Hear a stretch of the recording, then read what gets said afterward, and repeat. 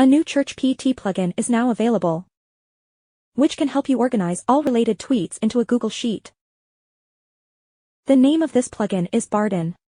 I can search tweets for specific keywords and save them to a Google Sheet. The steps he will take are listed for you, including using web crawlers to extract data from Twitter searches and adding this data to the Google Sheet you specified. First, add it to your browser.